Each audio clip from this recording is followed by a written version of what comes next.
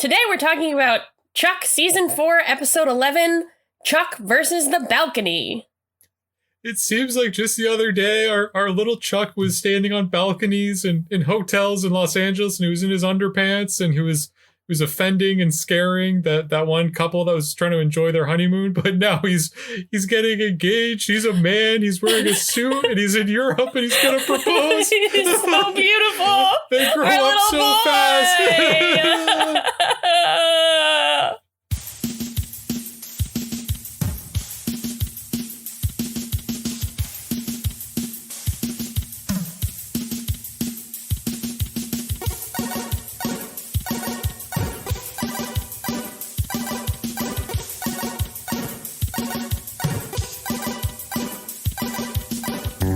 It's Chuck time all around the world. Chuck time for all the boys and girls. Chuck time. Hello, you're listening to Go Chuck Yourself. That was a new song that I've written. It's called It's Chuck Time, parentheses, all around the world. My name is Chris Gillespie. My name is Erin. That's a great song, Chris. Did you like my song? Yeah, I really did. I was trying to figure out which U2 or White Stripes song you were parodying, and it doesn't seem like either. It's not. It's an original composition. I started singing it to myself yesterday when I went to sit down to watch this episode of Chuck. I was singing to myself. I was wearing my bathrobe, had my little tea, and I was just kind of singing. And that's a really heartwarming image. Yeah, I was just getting excited for Chuck time, ready to share it with all the boys and girls out there. This is Go Chuck Yourself. This is the podcast where we talk about Chuck. We go through episode by episode, and you are joining us at a very exciting time because it is episode 11 of season 4. Thank you for being here. This episode, a lot happens. It's a big one. Are you making like a 411 reference? A 411 reference? Well, I was like, why is 4-11 so important? And then I thought about when I used to call information using 4-411 and get phone numbers of the phone numbers that I needed. What was it like growing up in the 1970s, Erin? There's no special meaning between 4 and 11. I was just being hyperbolic, as I am wont to do. Well, this episode does give us information. We have a lot of information. I've seen the notes. I can confirm that there is a lot of information that we're about to give in this particular episode. One could say that this is this episode was put into the wine cellar, and we're about to uncork it right now. We're enjoying a 2010 Chuck Cabaret, I guess. Perfect. Trying to think of something that rhymes with that. I guess $2 Chuck would make more sense, as is alluded to. Yeah, they do reference $2 Chuck in this episode. Is that specifically a Trader Joe's only thing? I've never had it. I've never encountered it, so I'm not positive. No, it's Charles Shaw is who it refers to. It's not specific to Trader Joe's. Trader Joe's does have several of them. Maybe it is specific to Trader Joe's. Trader Joe's Charles Shaw wines, also known as $2 Chuck, are notoriously inexpensive. Notoriously. Have you ever had it? I feel like I have. I have definitely had really cheap Trader Joe's wine. I feel like I definitely have. That sounds like it fits the bill. Yeah. So we are not wine connoisseurs by any means, but we are packing our bags and going to France this week for Chuck versus the Balcony. Have you ever done a wine tasting? I've done 2. One here in LA and then one in the vineyards of Long Island. Oh. I also went to dinner. My a family friend is the editor-in-chief of Wine Spectator magazine. So I once went out to dinner with him and he gave me the lowdown on wines. So you spoke too soon when you said that we were not wine experts here on Go Chuck Yourself. Okay, I'd like to issue a correction. I alone am the uncultured swine here. Erin is actually very well informed about all things wine. So if you have any questions about wine, please direct them to Erin. Yes, definitely. Well, Erin, now that you've put me down for being the low-class hillbilly that I am, would you like to start the episode of Chuck? I would love to. Thank you. So the episode starts off in a vineyard, An agent is running through the vines of the vineyard with a briefcase while men with bloodhounds chase him down. He eventually gets into a wine cellar and pulls a syringe gun out of his briefcase. He's going to shoot it into his arm, but then he selects a bottle of wine and shoots it through the cork instead. We see a microchip shoot into the wine, then the agent gets shot by a gun. The presumable bad guys open his briefcase and see their syringe is now gone. Actually, it's like a few inches away under a shelf, and I feel like they could have found it if they really looked. But anyway, the agent is dead, and the chip is in some wine. We move on to Chuck, who is nervously drinking wine in a restaurant in Los Angeles. Sarah isn't clued into the fact that this is probably proposal-related, but we are. Sarah asks what's wrong. Chuck says she spent a lot of time worrying about the things he couldn't control, like his mom and Volkov and the intersect, instead of things he could, like his girlfriend. Just kidding, he says, like tonight. But it is kind of weird phrasing. I don't know why he talks about control. It's weird. He literally has the ring in his hand when Sarah relays a story about her dad's nightmare proposal to her mom in a similar restaurant to the one Chuck and Sarah are in, where everything went wrong and literally caught on fire. Chuck puts away the ring and runs off to cancel the champagne he ordered, and the string quartet, and the horse-drawn carriage, and the balloons, which Morgan is outside holding. Luckily for Chuck, when he gets back to the table, Sarah says Beckman called and they have a mission, so Chuck gets her out of there before she realizes anything is amiss. I want to drop in here with a regular segment of my boyfriend was in the room and had some comments. Seth says that Chuck's hair looks like Norman Osborn's hair. I don't know. I pointed out that I have commonly heard the opinion that Chuck's hair gets better as the show goes along, but Seth did not agree. Actually, I don't know if I agree either. Like, every time I see his, like, shaggy haircut in the opening credits, I get a little warm feeling in my heart. It's I don't know if I describe it as Norman Osborn hair, but it is much shorter and more typical of, like, a Hollywood leading man at this point. So, something to think about. I mean, as the character evolves from man, child to adult, his hair gets shorter. Yeah. So I guess, yeah, I mean, you kind of miss the old haircut because that's kind of, I feel like, synonymous with the show. And then he has the short hair and it's kind of like, he looks good. I think it definitely is objectively a better look, but it's kind of, like you said, that there's the nostalgia attached to the other one. Seth also wanted to point out that Beckman has a cushy gig, both in the show and as an actress. She does. Yeah, I agree. We've talked about it before. I wonder if it's lonely for her, though, like filming all of those, like, her things, like, by herself. I wonder if she's, like, always by herself when they're filming Beckman on the that's TV. A good like, question. if she's just addressing the camera. Yeah, I always kind of wonder, like, if they have, like, the other actors, like, off screen, like, to play off of, or if she's literally just saying her lines to, like, no one. She's probably saying her lines to someone who's probably holding the script. Yeah, like a lines. PA or something. Yeah, that makes sense. It is a cushy gig because she just gets to go in and gets to do that. But I imagine creatively, it's probably not very fulfilling for her. I wonder if she does all her scenes for every episode, like, or not, obviously not every episode, but if she does, like, a good chunk of the season. Like, it can't take too long to film that kind of thing. So I wonder if she does, like, multiple briefings and debriefings at once. That must be weird. If she films, like, an entire or, like, half a season all at once because they have the set. That would make sense. I feel like that would be a good use of time. Yeah. But must be weird. So after the credits, we head down to Castle, where Beckman explains from her cushy gig what was going on at the vineyard. Apparently the microchip is also loaded with government secrets or whatever, and an agent in danger can inject it into themselves and then have it extracted once their body is returned to the CIA.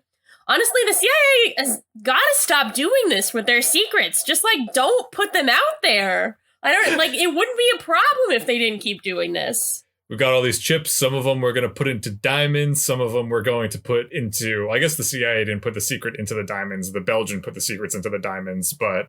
They have diamonds. They have this wine. They have the intersect itself. Like, if they didn't do this, it wouldn't happen. That's all I have to say. That's true. If they kept their secrets better organized, they probably wouldn't keep having all these problems. Yeah. So the agent from the beginning was returned to the CIA, but hadn't injected himself with the chip for some reason. It's kind of unclear. Like, it seems like he was supposed to do that and didn't. I don't know. Anyway, Beckman is sending Chuck, Sarah, and Casey to a wine tasting at the French vineyard, where they're going to have to beat some guy named Pierre Melville to locating the chip. Also, Casey has to pose as Chuck's manservant. Chuck asks if Pierre is related to Volkov, and Beckman says, not every criminal in the world works for Volkov, Chuck. Once Chuck and Casey head out, Sarah calls Beckman back to say that she knows Chuck is stressed out about his mom, and she's going to do everything she can to take down Volkov and bring Mary home. Beckman says they have to wait for the right opportunity. Up in the Bymore, Chuck complains to Morgan about his aborted proposal and how he'll never figure out the right way to propose to Sarah. Morgan suggests that Chuck use him and Sarah's time in a beautiful French vineyard to get it done, but Chuck says he'll be too busy working, which is honestly a pretty good call coming from him, considering his usual commitment to work stuff. Lester overhears this and laments how everyone is obsessed with marriage lately, so Morgan asks Big Mike to talk to Lester. We have a scene that I'm pretty sure is problematic, but there's so much going on I'm not even sure where to start. Lester reveals that his parents are forcing him into an arranged marriage. There's a joke where Big Mike assumes Lester is from India when actually he's from Canada. Also, Lester says he's been on 3 dates that day while at work and rates all of the girls as 4s, which Big Mike says amounts to a 12. So, a lot going on. Apparently, Lester has to marry some woman, and his parents are sending her to the Bymore to meet him, which seems like a bad idea, but I don't know. Big Mike suggests that Lester just tell the woman the truth, so Lester says he'll let her down easy. On their mission, Chuck and Sarah are going to have some kind of microchip detectors that they're going to carry around to this wine tasting to try to detect the chip. They're going to have to get close enough to wherever the chip is to find it. As they're about to leave, Morgan sneaks in to tell Chuck that he's planned out the whole proposal submission and tells Chuck to just keep an open mind, watch Sarah for her reaction to different locations, and be ready for anything. In France, Chuck and Sarah are wowed by the romantic and very real views of the French countryside, while Casey is upset to be spending time with what he calls fancy frogs. Chuck takes a moment of free time to call Morgan, surely racking up a huge phone bill, and Morgan reveals that he placed an earpiece and the ring in Chuck's jacket pockets, which I'm not sure how Chuck didn't feel either of them before this point, but he didn't. Chuck worries he won't be able to find the time to propose, with Casey breathing down his neck, and Morgan suggests he get his manservant to manserve, so Chuck puts on what the Amazon subtitles call a French accent, but is very clearly an English accent, and sends Casey on his way to search the cellar. Meanwhile, Chuck and Sarah head upstairs, where they are wowed by another beautiful, very real French view. Sarah pauses to look at this view, and Chuck prepares to take out the ring. Honestly, the only one being a good spy in this episode is Casey, who's located a signal down in the cellars. Before Chuck and Sarah can get to him, Pierre and his men enter the cellar, and they manage to find the syringe gun. One of the men thinks there's blood on the syringe, but Pierre licks it and finds out it's wine, an 86 Chateau Lafranc to be precise.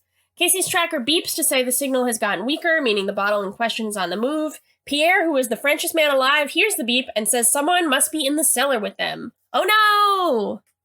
As Chuck and Sarah hurry downstairs to assist Casey, Chuck's chip detector picks up on the microchip as it makes its way outside.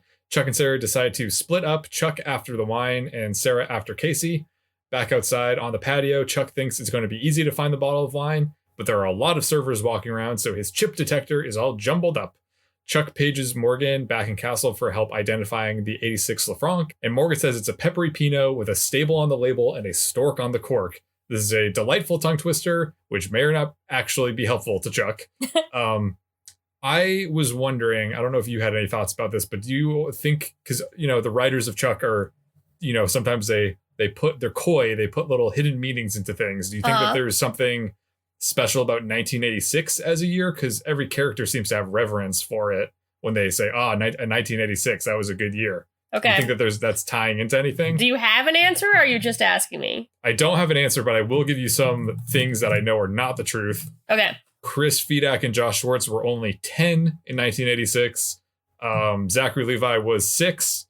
So it's not like, I don't know, maybe they just really liked when they were 10. I couldn't think of anything else off the top of my head. Here are some suggestions for me. The Oprah Winfrey Show began. Halley's Comet occurred. Okay. The Phantom of the Opera was released. Yep. The Space Shuttle, the Space Shuttle Challenger, that was an event that occurred. All right. And the Soviet nuclear reactor at Chernobyl explodes. Okay. Great year. So let's go with the comet. I'm sure they must have been really enthused. I'm sure a lot of the Chuck writers are really kind of astronomy nerds, and they're probably really into that's it. Halley's Comet. Definitely. Yeah. So it hasn't come around since then, right? It's like every 70 years. Like, it hasn't come around in our lifetimes. Are you asking me to look up Halley's Comet. Yeah, that's simply what I'm asking you to do. Next pass. The next time it comes will be 2061. Every 75 years. So let's see if we're going to make it to the next 40 years. Okay, fingers crossed. So anyhow, that's, I guess, the reason for 1986. Elsewhere in the chateau, Sarah is outside the door to the wine cellar and notifies Casey. He tells her that the cellar is crawling with bad guys, so Sarah decides to break the heel off of one of her high heels. She's got one of her classic Sarah Walker disguises. She has a magnetic garter. It's kind of cool. I don't know if you noticed that. It's pretty badass. Yeah. I think that'd be helpful. Yeah. She stumbles into the wine cellar pretending to be drunk and lures Pierre's men into a false sense of security before kicking their asses. Yeah. Sarah creates enough of a diversion for Casey to sneak out from his hiding spot and take out the other two guards. Back on the patio, Chuck continues to search for the 86 Lafranc when he finds the bottle on display on a podium. He runs up to the podium and is distressed to find that the bottle is completely empty. A bunch of the party goers standing around give him dirty looks, and he tries to play it cool. Apparently, part of playing it cool means talking loudly into your secret spy watch in front of all these people that are watching you, because that's what Chuck does right now. He notifies Sarah that the microchip is in somebody's glass, and she tells him to find it. They agree to rendezvous later on the balcony. Chuck's detector starts to go off, and it leads him to a gentleman wearing an ascot. Chuck tries to explain that there was a mix-up in that instead of the 86 Lafranc, the man actually received a Burgundy from Bordeaux with the coil on the foil and a fork on the cork. The man insists that this is the 86 Lafranc, and he's been waiting for over 20 years to taste this bottle. Back against the wall, Chuck tells the man that there's something in the wine, to which the man agrees, except instead of a microchip, this man sees 200 years of French history and the blood and sweat of his ancestors in this glass. He accuses Chuck of being unable to identify real French wine from the aforementioned $2 Chuck. Chuck defends $2 Chuck, warns the man about being a walking cliche, steals the glass of wine, and runs off. Hell yeah. Go Chuck. Pierre and his men are drawn to all of this commotion that Chuck is causing and follow him off of the patio. Pierre and his men demand Chuck give him the glass of wine, but Chuck flashes on Kung Fu and starts to fight the men, all without dropping or spilling the glass of wine.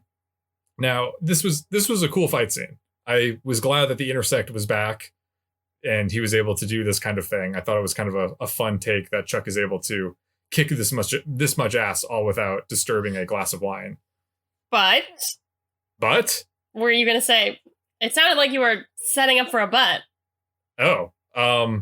You just thought it was cool? That's all you were saying? Yes. That's all I wanted to say. Okay. It was unnecessarily awkward. Chuck calls Morgan again to tell him that he has secured the microchip, and Morgan asks if the submission is back on. Okay, so the one thing I will say about the wine glass, okay, I wasn't ready to commit to it, but I think I should point it out. I was confused that shouldn't Chuck just drink the wine? Because Beckman makes a point of saying earlier that the microchip is designed to go inside the human body and then be extracted. Well, okay. So do you think that she meant that, like, it could be extracted from, like, a living person? Or do you think that she meant that, like, someone who is dead? Like, in the episode that we saw where someone extracted information from someone using that, like, very painful, like, thing to draw, like, the magnet thing. Yeah. Do you think that she meant that it was preferred for the agent to, like, be in serious trouble where they might die, so they inserted it into themselves? Or, like, Chuck could just do it? Was not clear. I did also think that he was going to drink it, to be clear. Because I was like, this is weird. When I would have gotten the glass immediately and drank the wine, I'd be like, we're good. Let's go back to the U.S. But maybe the chip could be digested with the stomach acid. But then it's like if you inject it into your skin or your blood, maybe it doesn't go in your blood. I don't know. I'm not a doctor. I'm just the host of a Chuck podcast. So Chuck calls Morgan again to tell him that he has secured the microchip, and Morgan asks if the submission is back on about the proposal, and Chuck says that the submission is so on. As Morgan points out, Chuck and Sarah will be on the balcony in time for sunset. Chuck runs up to the balcony to meet Sarah. He gives her the glass of wine, which she then transfers into a smaller glass flask that she then tucks away into her clutch. As they take in the sunset, Sarah says, "It's perfect." And Chuck says that he wanted to talk to her about something when a grappling hook shoots up and wraps around one of the pillars on the balcony. We hear Casey yell down from below, "Chuck, Sarah, let's go." Sarah says, "It's our ride," and rappels down the rope. Pierre runs out just in time to see Chuck and Sarah exit. Could he just not, like, shoot at them or, like, get them in any way at this point? Like, just because they're, like, farther down the building, he can't get them? His jurisdiction is only the chateau. If they leave the chateau, he can't do anything. Back in Castle, Chuck reflects on the engagement ring alone when, holy shit, General Beckman walks in. Look alive, Erin. She's here. Random inspection. Not a cushy gig anymore. Nope, she's walking around on 2 legs. She leads Casey and Sarah into Castle and declares that she's decided to debrief the team in person. Leading them into the conference room, Beckman says that the CIA was able to recover the chip and secure all of the national security secrets or European blueprints or whatever is on these computer chips. Whatever it is, yeah. Although Team Bartowski's mission was a success, Beckman says that it's not over yet. She's decided that Chuck and Sarah will go back to France to meet with Pierre, pretending to be CIA turncoats who want to sell him the chip back, except they won't be selling him the real chip. They'll be selling him a fake chip. The fake chip contains a tracking device that will allow the CIA to uncover the home location of the terrorist cell that Pierre is a part of. Beckman says that Chuck and Sarah will be shipping out that night. She then excuses Chuck and Casey in order to talk to Sarah one-on-one. She tells Sarah that since this is a highly sensitive mission, she wants Sarah to be the one to personally give Pierre the chip. Sarah agrees. Meanwhile, in the Bymore, Jeff and Lester and Big Mike are waiting for Jinsana, who is Lester's arranged fiancée. We have a declassified scene where Lester reminds everybody of the plan. Big Mike is going to shoot Jinsana down and send her back to Canada while Jeff and Lester hide. Jeff starts to play with some kind of head massager, but Lester tells him to put it down because they're going to give it to Jinsana as a consolation prize. We then return to the actual events of the episode as it aired. Jinsana enters, and upon seeing her, Lester, Jeff, and Big Mike realize that she's gorgeous, and Lester decides that he would, in fact, be interested in marrying her, so they need to change their plan. Lester asks Jeff to stop Big Mike while he goes and takes care of his other blossoming relationships. That's a nice way of putting it. Thank you. Jinsana approaches Big Mike and asks for Lester Patel. Big Mike starts to let Jinsana down easily when Jeff runs up and says that Mr. Patel had a scheduling conflict and needs to reschedule for later that day. Jinsana is pretty understanding and says that she'll come back later. Again, it's very odd that, like, Lester's family insisted that she go from Canada to LA specifically to this store. Like, they're not even meeting, like, at a restaurant or at a bar or, like, at Lester's home. They're just meeting him at his job. And also, like, it's not really a location for blooming romance. He spent all that budget on all that on-location filming in Paris and in France, in the French vineyards. They couldn't afford to build this whole set for Lester's apartment. And as far as we know, he could still be living in the van with Jeff. That's true, yeah. Maybe the Bymore is the best location for him. In Castle, Morgan tries to cheer Chuck up about the failed proposal. Chuck is pretty downtrodden about the whole thing, but Morgan reminds him that he's been given a second chance, and at this time, Chuck can propose under moonlight. I was about to say that Castle has thin walls, but we know that's not true. What Castle does have is a ton of massive air vents. Yeah! Air ducts! The sound of Morgan and Chuck's conversation echoes through the cavernous air ducts of Castle to the office where Sarah is working individually. She seems to have heard the entire thing. Later in the Bymore, Jinsana is back and Lester is ready for her. Big Mike brings her back to the home theater room, which has been given a very elaborate Canadian/Hindu/Jewish makeover, complete with ice hockey, poutine, Manischewitz wine, and Indian rugs and pillows. There's also a menorah, a fully lit menorah. It's kind of like an I Spy book. Yeah. Oh, and Jeff is wearing a sari during all of this and playing a sitar. Jinsana is kind of taken aback by all of this, but Lester insists that he really is this traditional. Jinsana is uncomfortable because she says that she's not this traditional, at which point Lester breaks and says that this isn't the real him either. He was just putting on an act in order to impress her. Jinsana finds this kind of endearing, and although Jeff keeps playing the sitar, it suggests that they pencil in a wedding date. I guess that's what she meant, right? I thought that she meant, like, he says, I don't remember exactly the line that he says, but it's something, it seems like she's suggesting, like, they pencil in learning about Lester's personality. I didn't think she was agreeing to marry him then and there. I think that makes more sense. I was kind of like, but, these arranged marriage kind of situations, they go fast, so that's I don't true. know. Yep. Not really that informed about it. Elsewhere in the store, Morgan enters his office and is scared to death to find Sarah waiting for him in the shadowy corner. This is also another beloved Chuck gif that I've seen before. Yes, I have seen that too. He throws all his papers up in the air. He's relieved that it's just Sarah and says that he was scared that she was somebody deadly, at which point Sarah reminds him that she is somebody deadly, which was a badass line. It's true. Sarah says that she heard everything back in Castle and demands to get the full story from Morgan. Morgan asks Sarah if she wants to be surprised, but Sarah points out that she's a spy, so she hates surprises. Morgan apologizes about Sarah's parents' proposal, and Sarah bemoans the fact that she told Chuck that story. Morgan reveals that Chuck was planning on proposing at the fancy restaurant, and Sarah is pleasantly surprised. Morgan assures Sarah that Chuck is trying to pull off the perfect proposal. Sarah is intrigued by all of this and tells Morgan that she's taking over the proposal mission on behalf of herself and Chuck. She recruits Morgan to be a double agent to help her make the proposal happen.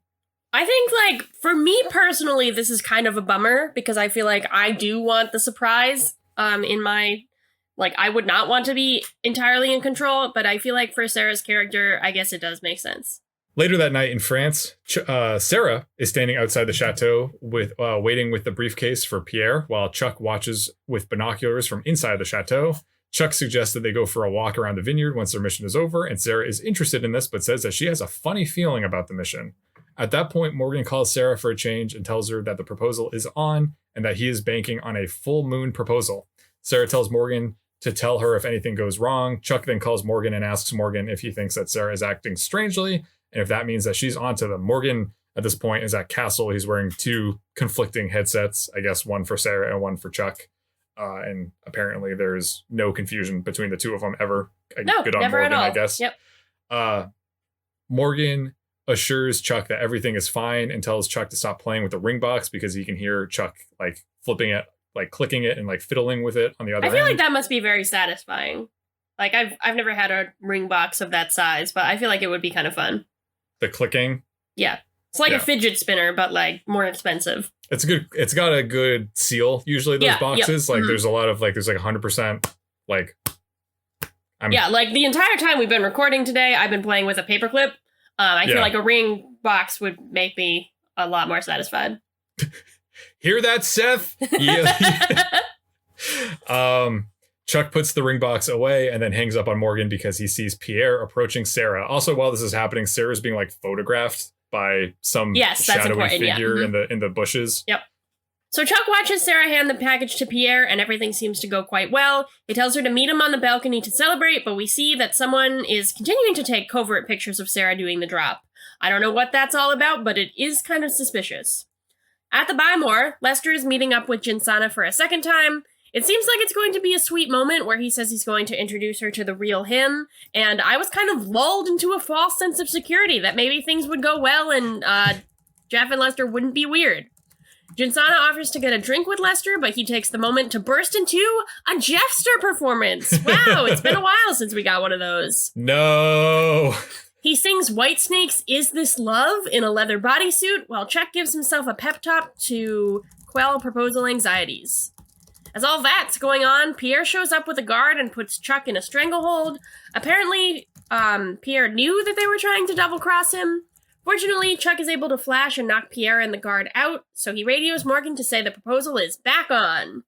Lester finishes his performance in the Bymore and heads over to Jinsana. She says, "Lester, that was the most uncomfortable 5 minutes of my life. Honestly, mine too, because I thought the episode was almost over at this point and then realized it had over 10 minutes to go." Lester says he wants to get married, and Jinsana says, "Try the internet," and storms off. And I say, good for her. She deserves so much better. Meanwhile, Casey finds Morgan conducting a mission in Castle and realizes what must be happening in France, re the proposal, so he joins the sub-mission. He and Morgan talk Sarah through her butterflies to get her up to the balcony. They notice Chuck dropped the ring during his fight, so they tell Sarah to scoop it up and covertly return it to Chuck's pocket, which she does. She tells Chuck they've never been somewhere this beautiful, and Chuck says, "I have," and proceeds to tell her that everywhere he goes with her is beautiful because she's there. It's a nice moment, and he takes out the ring to propose, but right before he actually says the words, lights come on and like a SWAT team shows up and arrests Sarah for treason. What? What is going on? What is going on? Did you know what was going on? Because I started to have an inkling of what was going on at this point. No, I was completely blindsided by Okay, this, cool, which great. I will continue to say for the remainder of this episode. Okay, good to know. Back in Castle, Sarah is locked in a holding cell while Chuck freaks out to Casey. He admits he was in the middle of proposing, and Casey takes the moment to light up a cigar and recount his proposal story to Alex's mom. God, that must smell awful. The story is nice, though. Casey says he intended to propose to Kathleen at Niagara Falls, but things went wrong, and he ended up proposing in a Buffalo bus station. That made me flash back to the time I was in a Buffalo airport for 12 hours, but I still thought it was a nice story. Ultimately, Casey says there's no perfect spot or moment. All you need is the girl.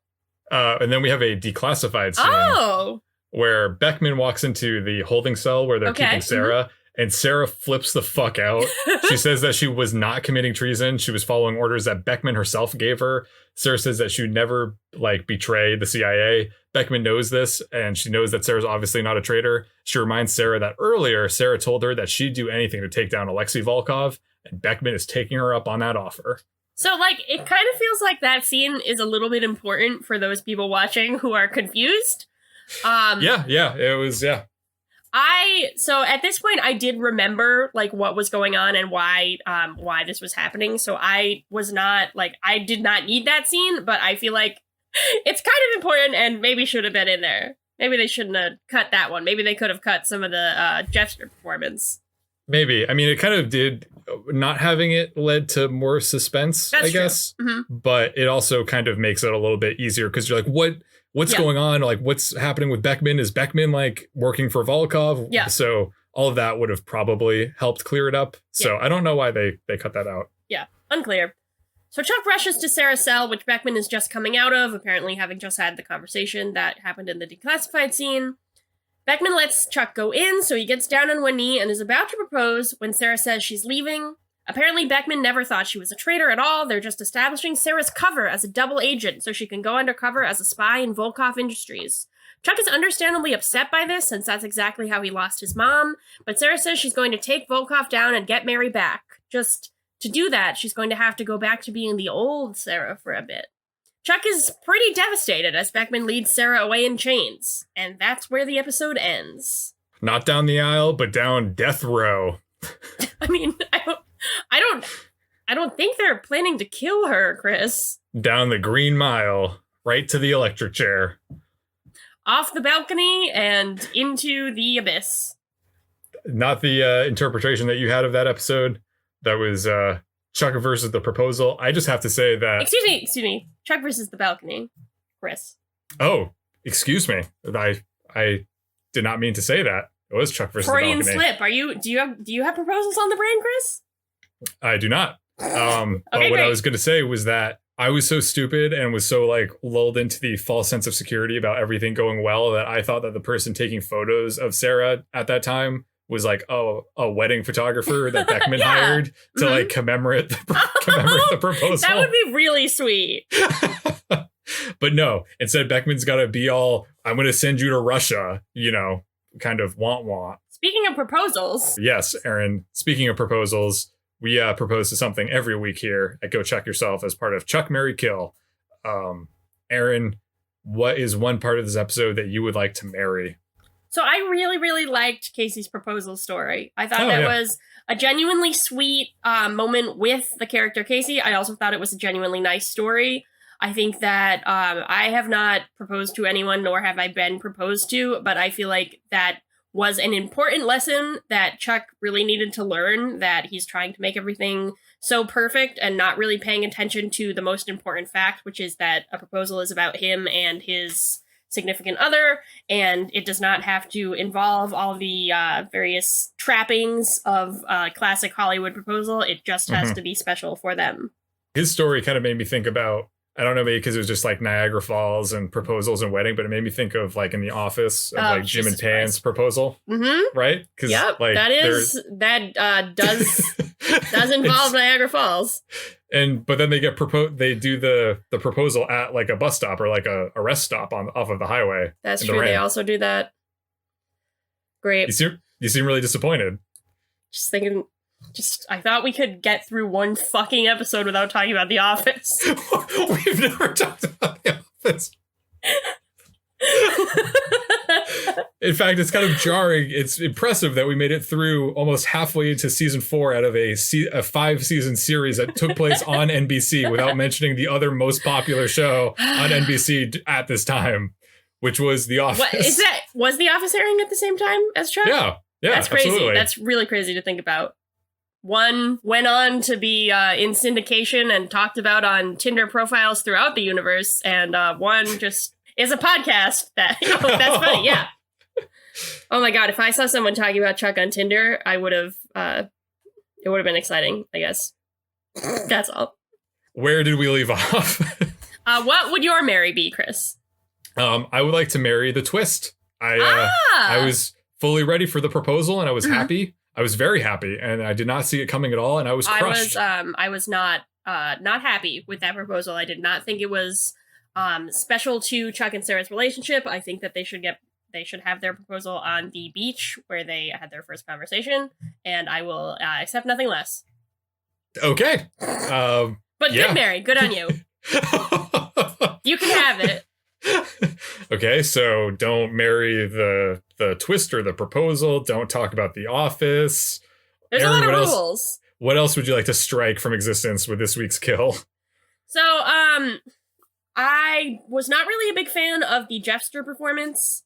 It could be that I don't know and or particularly like that particular Whitesnake song, but I thought that we haven't had a Jeffster performance in a while, so on the one hand, like, I guess it makes sense for one to show up, but it just felt like it kind of was distracting from a lot of the excitement of the episode, a lot of the romance of the episode.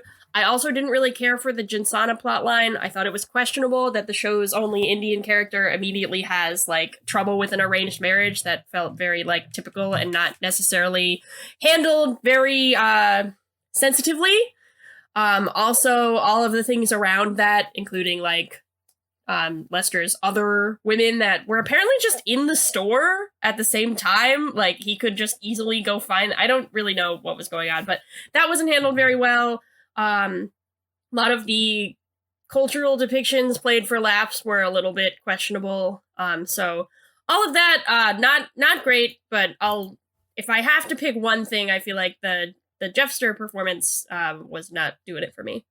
Yeah, I'm glad that you are coming around on not necessarily enjoying Jeffster. You don't seem like you were too excited by this performance. If they played a song I liked, maybe I would like them. But if they play a song that I don't like, then no Jeffster. Out of there. Your kill was much more thoughtful and relevant than mine. I was just really... I thought it was a missed opportunity that nobody drank the wine. Just get that chip inside of you, you know? Get that chip inside of you. That's what I say when I buy a packet of Tostitos. Get that chip inside of you. Yep. Get that chip inside of you. I say that to myself because I'm like, gotta eat them, gotta get them. Get that chip inside of you. Something else that we eat, corn dogs. Ah, yes, we do. And corn dogs make up the foundation of the Scooter scale, which is the next segment of our show where we rate this episode on a scale of 0 to 5 corn dogs. Erin, how many corn dogs would you like to give this episode? I'm going to give this episode a solid 3. Solid 3. I felt that I enjoyed the episode as a whole. I continue to be impressed by the fact that although they probably have the least money that they've ever had and the most episodes that they've ever had, they are continuing to have jet-setting locations, and even if sometimes that leads to humor when we tongue-in-cheek reference the very real Parisian French countryside views, it was, like, cool to mix things up and have Chuck and Sarah in a different location. I thought all of the proposal things were cute, if a little annoying. Just the idea that Chuck is... I guess it's typical of Chuck that he gets caught up in this, like, grander idea, both of, like, spy things and of romance, where he's like, I have to do things this, like, certain way, when ultimately, as Casey says, it is just about him and Sarah and what's special to them. I also liked the twist. I thought it was setting up something interesting parallels between Sarah and Mary, which, as we all know, feeds into Chuck's Oedipal complex. Just throwing that out there. I think that it lost... I'm docking points for the whole Jinsana plotline. I thought that I would be interested. We haven't really seen a romance plotline with Lester or Jeff, and I think it could be kind of interesting to see that. But But the show seems most interested in playing them for laughs and playing any romances as like just them being creepy, which I guess is fair, but oftentimes it comes off as at best dated and at worst like still actively offensive. So fairly middle of the road for me, but I did have a good time watching it. Yeah, I think with the whole Lester, like, I think that's an interesting thing, because I was kind of like, when it was starting out, I was like, oh, this is weird that we kind of have like a Lester personal problem that doesn't really involve Jeff. It's not like them as a unit. It's just him. Yeah. And I was like, do I want him to be like, have this work out for him or for him to be successful? But then you're also like, no, I don't. Yeah. So you never are really rooting for him. You're always just rooting against him. Yeah. There's just kind of this weird kind of awkward. Because like it could be sweet. Like it could be if it did not involve like him disparaging like the other women that he's dating and all of those things, like it could be kind of a sweet moment and we see like a different side of Lester. And then, I mean, he could even still mess it up by singing a song and scaring her off. But like, there is a world in which this could be like a sweet moment where we are rooting for him. But it did not seem like they were very interested in that, which for me was a bummer. He would kind of necessitate kind of like the same kind of transformation that Morgan has had over the series, where he goes from like the punchline kind of creepy joke kind of guy to now where Morgan's like a more serious character who's more mainstream. Yeah, this very much seems like a plot that they could have had for Morgan in like an earlier, like his mom is setting him up with someone or like something like that. I thought it was interesting because I didn't realize that Vic Sahay was actually Canadian. Yes, he is. I knew that. I don't know why I knew that, but I just didn't know it. So I thought that was a nice touch. That is cool. So I agree with everything that you've said, although I am going to give this a 5 out of 5. Really? Yeah, I don't know. Maybe I'm just feeling the love this week, but I think really is the season of Chris. I just have to give this episode a full score. That's incredible. This was a fun episode. I appreciated the proposal. That was the main focus of the episode, and I enjoyed how they set the stage for that up with the mission to France. The mission itself wasn't really that important, but I feel like it never was really pretended not to be. Yeah. It's kind of a more lightweight, fun wine kind of mission. I was very emotionally invested when the proposal was about to happen, and then I was completely blindsided when the SWAT team jumped out. I was equally emotionally invested when Chuck tries to propose again in the holding cell, but then Sarah's taken away. I went from almost getting choked up out of happiness to almost getting choked up out of disappointment. And so that was my experience. I'm glad that Jinsana dumped Lester's sorry ass after seeing Jeffster. I was concerned for a moment in the home theater room that whatever he was doing was actually working for her, but it obviously wasn't. So yeah, it was just one of those episodes where I was like, man, I can't wait to see the next episode. I gotta know what happens. What's going on? You guys, you got me. Yep. You got me, Chuck team. So while we wait for the next episode to air, we could talk about our lesson of the week. What did you learn this week, Chris? This week, Erin, I learned that if you're looking for the 1986 Chateau Lafranc, it's the peppery Pinot with the stable on the label and the stork on the cork, not to be confused with the Bordeaux Burgundy with the coil on the foil and the fork on the cork. Oh my god, that was incredible. Combo landed, new high score. Erin, what did you learn? I learned what I do and don't want from a proposal. Okay.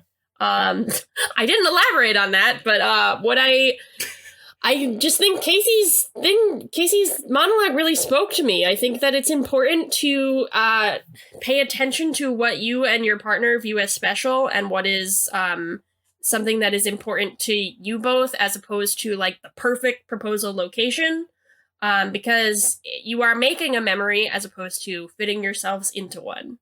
So wow, yeah, that was really profound, Erin. Well, that's what I learned from this episode. Wow, beautiful. Thank you. Simply beautiful. Wow.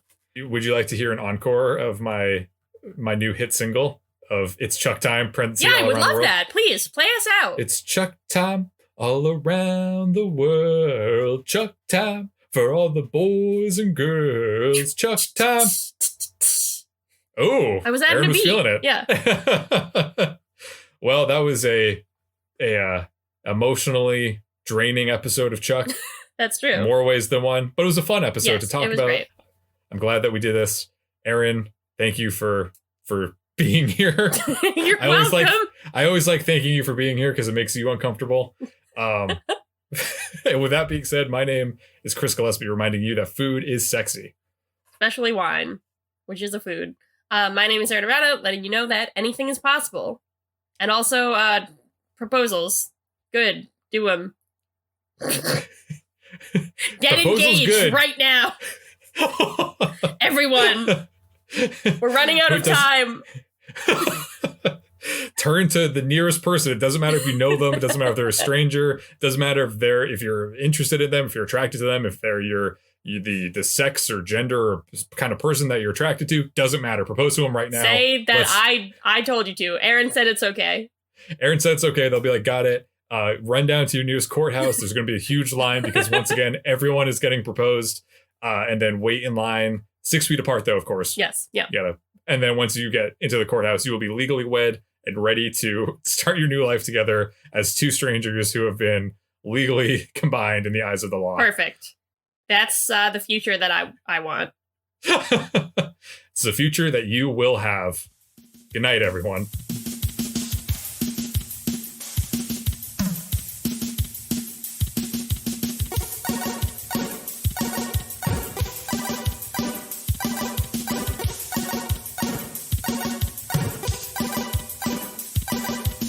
Thanks for listening. As always, a big thanks to the artist Hadakoa and the fine folks at freemusicarchive.org for providing us with our theme song, Warm Up. If you want to drop us a line, you can reach us at GoChuckYourselfPodcast@gmail.com. Don't forget to like and subscribe to Go Chuck Yourself on your preferred podcast platform.